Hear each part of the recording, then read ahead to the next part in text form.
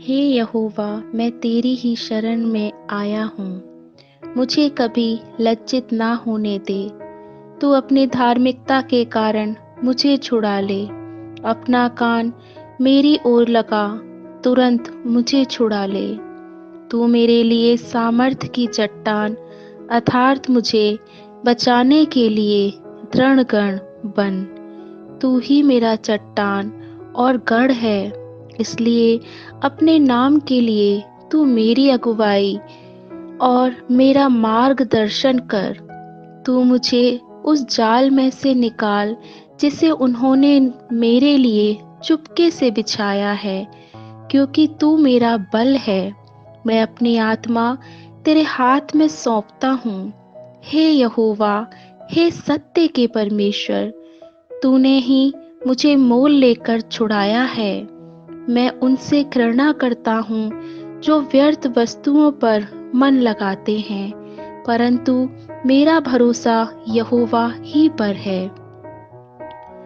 मैं तेरी करुणा से मगन और आनंदित रहूंगा, क्योंकि तूने मेरे दुख पर दृष्टि की है। तूने मेरे प्राण के संकटों को जाना है और तूने मुझे शत्रु के हाथ में पड़ने नहीं दिया, पर मेरे पैरों को चौड़े स्थान में खड़ा किया है। हे यहोवा, मुझ पर अनुग्रह कर, क्योंकि मैं संकट में पड़ा हूँ। मेरी आंखें वरन मेरा प्राण और शरीर भी शोक से घुले जाते हैं। मेरा जीवन दुख में और मेरी आयु करहाते करहाते बीत गई। मेरे अधर्म के कारण मेरा बल जाता रहा और मेरी हड्डियां घुल गई हैं। अपने सब विरोधियों के कारण मैं विशेषकर पड़ोसियों में निंदित हो गया हूँ। अपने परिचितों में भय का कारण बन गया हूँ। मुझको सड़क पर देखने वाले मुझसे दूर भाग जाते हैं। मृतक के समान मैं लोगों के मन से भुला दिया गया हूँ। मैं टूटे बर्तन के समान हूँ, क्योंकि मैंने तो बहुत से अपनी निंदा सुनी है। चारों ओर आतंक ही आतंक है, जबकि उन्होंने मेरे विरुद्ध आपस में सम्मति की तो मेरे प्राण लेने की युक्ति की। परंतु हे यहोवा, मैं तुझी पर भरोसा रखता हूँ।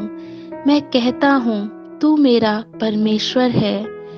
मेरी आयु तेरे हाथ में है। मेरे शत्रुओं और मेरे सताने वालों के हाथ से मुझे छुड़ा ले। अपने दास पर अपने मुख का प्रकाश चमका।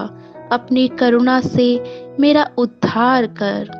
हे यहोवा, मुझे लज्जित ना होने दे, क्योंकि मैं तुझे पुकारता हूँ।